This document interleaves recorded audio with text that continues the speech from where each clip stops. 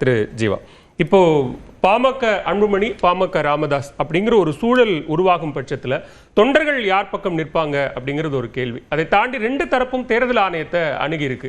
தேர்தல் ஆணையம் எதன் அடிப்படையில் முடிவெடுக்கும், அதன் அடிப்படையில் இது பாமகவுக்கான சாதகமான சூழல் என்னென்ன இருக்குன்னு பார்க்க வேண்டியிருக்கு. இல்லை, அன்புமணிக்கு பின்னாடி ராமதாஸ் இருந்த காலகட்டம் போய் முழுமையாக பாஜக இப்போ இருக்குது. அதுதான் உண்மை.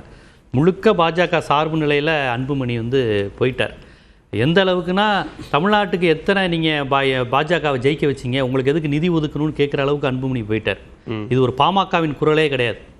ஏன்னு கேளுங்க, இவங்க ரெண்டு பேரும் சண்டை போட்ட இந்த காலகட்டத்தில் ராமதாஸ் எத்தனை அறிக்கை விட்டுருப்பார் தெரியுமா? தமிழ்நாட்டு பிரச்சனை தொடர்பாக ஒரு அறிக்கை வரல. நீங்கள் எடுத்து பாருங்கள், ஊடகத்தில் இருந்து நம்ம எல்லாருக்குமே தெரியும், ரெகுலராக ராமதாஸோட அறிக்கை வரும். இந்த நீர்நிலை, அந்த பவானி பிரச்சனை, சிறுவாணி பிரச்சனை, முல்லை பெரியாறு, ஏதாவது ஒரு அறிக்கை, விவசாய பிரச்சனை, தொழிலாளர் பிரச்சனை, நெசவுன்னு வந்துக்கிட்டே இருக்கும். இப்போ பாருங்க, எதுவுமே வர்றதில்லை. அன்புமணியை நீக்கிட்டாரு, இவரை நீக்கிட்டாருன்னு தான் வருது. அப்போ நீங்கள் சொல்கிற மாதிரி தேர்தல் ஆணையம் இந்த மாதிரி விஷயங்களை நம்பி தான் அன்புமணி இருக்கிறார். எப்படியும் கட்சி நம்ம கைக்குள்ளே வந்துடும். ஏற்கனவே இப்போ கட்சி அங்கீகாரமும் பிரச்சனையாக இருக்குது. சின்ன மட்டும் ஒரு 6 வருஷத்துக்கு இருக்கலாம், அதுக்கு பிறகும் ஒரு 5 வருஷம் இருக்கலாங்கிற அடிப்படையில் தான் இருக்குது. ஸோ ரெண்டுமே பிரச்சனையாக இருக்கக்கூடிய அதான் இப்போவே அந்த மாதிரியான பீரியட் முடிஞ்சிச்சு. அந்த அங்கீகாரம் போனாலும் ஒரு 6 வருஷமா என்னமோ டைம் தருவாங்க. அது கூட முடிந்த நிலையில் தான் இப்போ இருக்குது. இப்போ இந்த நிலையில் எப்படியாவது பாஜக காப்பாற்றுங்கிற மாதிரி தான் அன்புமணியோட நிலையை இருக்கு.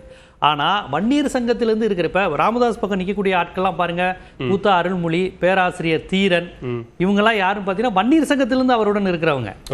அன்புமணி பக்கத்தில் இருக்கிறவங்களாம் திலக பாமா போன்றவர்கள். அவங்களுக்கு வன்னியர் சங்கம் தொடங்கினப்போ அவங்க பாமகவில் இருந்தாங்களா என்னன்னு கூட தெரியாது. அப்போ ப்ராப்பர் வன்னியர் சங்கம் இந்த மாதிரிலாம் பார்த்தீங்கன்னா அவங்களுக்கு பாமக ராமதாஸ் பக்கம் தான் அவங்க இருக்கிறாங்க. இளைஞர்கள் இவர்கிட்ட போனால் எப்படியும் பதவி வாங்கிடலாம், சீட்டு வாங்கிடலாம், சென்ட்ரல் டெல்லி நம்ம பக்கம் இருக்கு, சென்ட்ரல் இந்த மாதிரி யோசிக்கிறவர்கள் அன்புமணி பக்கம் இருக்கிறாங்க. ஆனா இந்த கட்சி பாலச்சந்திரன் சார் முதல்ல ஒரு தெளிவா ஒரு விஷயத்தை சொன்னார். இந்த கட்சி ஒரு சாதி கட்சியா அடையாளப்பட்டு இவ்வளவு பெரிய வெற்றியை பெறல. இது தொடக்கத்துல இந்த கட்சி ஒரு நக்சல்பாரி அமைப்புகள் வன்னியர் சங்கமா மாறின காலகட்டம், எம்ஜிஆர் காலகட்டத்தில் துப்பாக்கி சூடெல்லாம் நடத்துறாங்கிறதுக்காண்டி வன்னியர் சங்கமாலாம் மாறிச்சு. தலித்த முதலமைச்சராகணுங்கிற கோரிக்கையுடன் தொடங்கப்பட்ட ஒரு கட்சி, ஒவ்வொரு சாதிக்கும் வகுப்பு வாரியா உரிமை தரணும்னு சொன்ன கட்சி, இஸ்லாமியர் தான் கண்டிப்பா பொருளாளராக இருக்கணும்னு சொன்ன ஒரு கட்சி. இந்த அடிப்படையில் தான் தமிழ்நாடு முழுவதும் உங்களுக்கு திரண்டாங்க. தென் மாவட்டத்தில் பாத்தீங்கன்னா தேவேந்திர குல வேளாளர்கள் எல்லாருமே பாமக சேர்ற மாதிரியான நிலை. தேவேந்திர குல வேளாளர் வன்னியர் ஒற்றுமை மாநாடு, வன்னியர் அருந்ததியர் ஒற்றுமை மாநாடு, இப்படியா நடத்தி தான் பாமக வந்ததை ஒழிய வெறும் வன்னியர் கட்சியா அதை அடையாளப்படல. அது பாலச்சந்திரன் சார் தொடக்கத்தில் தொட்டாங்க. ஏன்னா இளைய பெருமாள், ராமதாஸ் இருவரும் இணைந்து ஒவ்வொரு ஆதி திராவிட கிராமத்துக்கும் போய் தீண்டாமை கடைபிடிக்க கூடாது, நீங்க கொட்டடிக்க கூடாது, பறை அடிக்க கூடாது, எந்த ஜாதிகார சட்டம் அடிக்காதீங்க, இப்படியெல்லாம் ஒற்றுமையை ராமதாசும் இளைய பெருமாளும் சேர்ந்தெல்லாம் வளர்த்தாங்க. ஸோ இப்படிதான் அந்த கட்சி அடையாளப்பட்டது. இப்ப பேசுற மாதிரி வன்னியர் அப்படின்லாம் அவங்க பேசல. நாங்களும் ஒரு ஒடுக்கப்பட்டவர், பறையரும் ஒடுக்கப்பட்டவர், வாங்க நம்ம தமிழர்களுக்காண்டி ஒரு கட்சி நடத்துவோம்.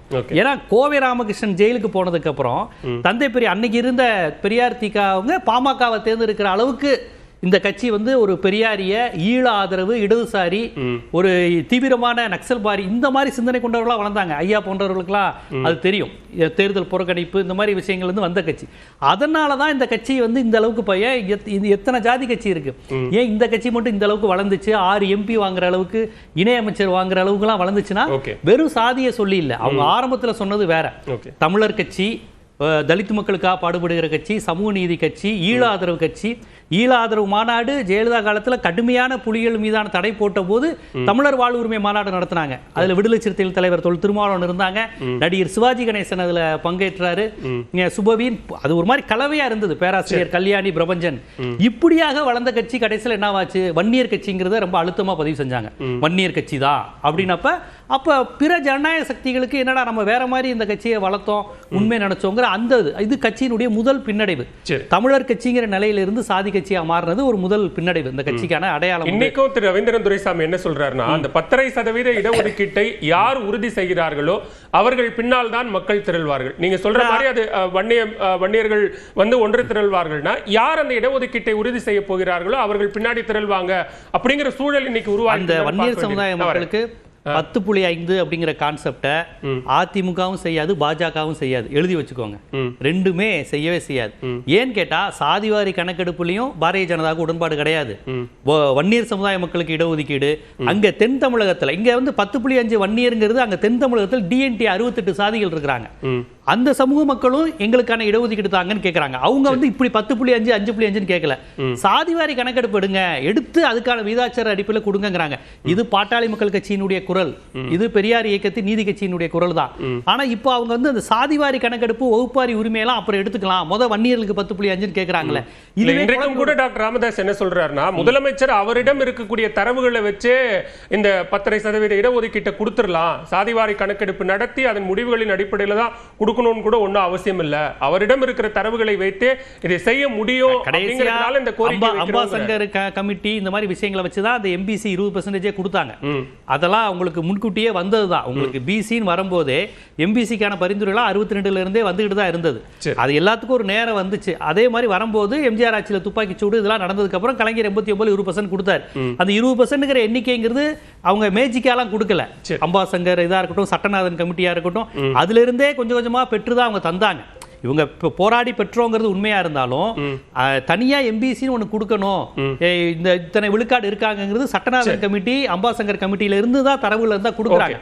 ஆனா நான் என்ன கேட்கிறேன்னா, இன்னைக்கு தமிழர் கட்சி அப்புறம் வன்னியர் கட்சியா போனது, அதுக்கப்புறம் இன்னைக்கு குடும்ப கட்சியா போய் அப்பா ஒரு கட்சி பையன் ஒரு கட்சியா தனியா போயிட்டாங்க. இப்போ அந்த 10.5ங்கிற கான்செப்ட் வந்து எப்படி நிறைவேறும்? 10.5 கான்செப்ட்ங்கிறத இவங்க ஒரு கருவியாக தான் பயன்படுத்துறாங்க. உண்மையிலே அந்த மக்களுக்கான இடஒதுக்கீடு உரிமையா பார்க்கல. நான் என்ன சொல்றேன், உண்மையிலே நீங்க வன்னியர் சமுதாய மக்கள், உழைக்கும் மக்கள், பெரும்பான்மை சமுதாய மக்கள், நீதிபதிகளிலிருந்து அவங்க எண்ணிக்கைக்கு ஏற்ற போல இல்ல. நீங்க மிகப்பெரிய அளவு போராட்டமா சாதிவாரி கணக்கெடுப்பை எடுக்க சொல்லணும். இப்ப நீங்க பாஜகவோட நெருக்கமா இருக்காரு அன்புமணி, மோடியை கேளுங்க, சாதிவாரி கணக்கெடுப்பு எடுங்க. சாதிவாரி கணக்கெடுப்பு எடுத்த பீகார்ல ஏன் டிஸ்டர்ப் பண்ணீங்க? சாதிவாரி கணக்கெடுப்பு எடுத்த ஏன் கர்நாடகாவை டிஸ்டர்ப் பண்றீங்க? ஏன் சாதிவாரி கணக்கெடுப்பு எடுப்பு தயங்குறீங்க? இந்த மாதிரியான விஷயங்களை நீங்க மோடிட்ட வந்து அந்த அழுத்தத்தை கொடுத்து சாதிவாரி கணக்கெடுப்பு எடுத்தாலே வன்னியர்களுக்கு நல்லது தானுங்க. வன்னியர்கள், முக்குளத்தோர், ஆசாரி எல்லாருக்குமே நல்ல விஷயம் தானுங்க அது. அந்த கோரிக்கையை விட்டுட்டு இந்த தனித்தனியா இதை எடுங்கிறது, அப்ப அங்க டிஎன்டி மக்கள் முக்குளத்தோர் மத்தியில ஒரு பகை வர்றது. இப்ப எடப்பாடி வந்து திருச்சிக்கு இங்கிட்டு புதுக்கோட்டை மதுரையில வந்து நாங்க வன்னியருக்கு தரமாட்டோம்னு சொல்றது, சேலம் தருமபுரி விழுப்புரம் போய் 10.5 உறுதின்னு சொல்றது, இது இந்த மக்களை ஏமாற்றக்கூடிய விஷயம் தானே. முதற்கட்ட பார்வை எடுத்துக்கிறேன். குறுக்கிட்டு 6.5 பொறுத்தவரையும் கடைசி உச்சநீதிமன்றத்தினுடைய தீர்ப்பு என்னது? இது ஒரு பழமையான தரவுகளின் அடிப்படையில் கொடுக்கப்பட்டது, ஏற்க முடியாது. இப்ப என்ன பிரச்சனை நீங்க அதை சொல்லுங்க. ரெண்டாவது விஷயம், கேஸ்ட் ரிசர்வேஷன் கிடையாது. அப்படியே அவ்வளவு பாப்புலேஷன் இருக்குது அப்படியே தூக்கி கொடுக்கறது கிடையாது. முதல்ல இதுக்கு வந்துட்டு ஒரு அடிப்படைகள் தேவை, அது நிர்ணயிக்கணும் அப்படின்னு 2 விடயத்தை சொல்லிச்சு. அதுக்கான தரவுகளும் தமிழக அரசிடமே இல்லை.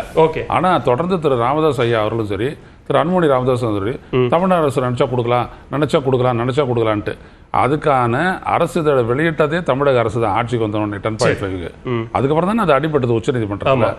அப்புறம் அது அடிபட்ட அந்த உண்மையை மறைச்சிட்டு மீண்டும் 10.5 கொடுக்கலாம்னு சொல்றது வந்து ஏமாத்துறது தானே, தவறு அது.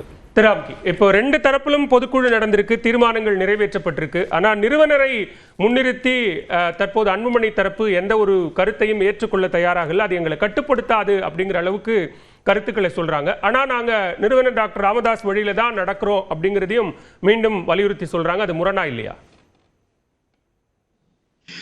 நான் இந்த விவாதத்துல வந்து ஒரு டெல்டாவுடைய கடைக்கூடி ஒரு குக்கிராமத்திலிருந்து இதை இணைந்திருக்கிறேன்.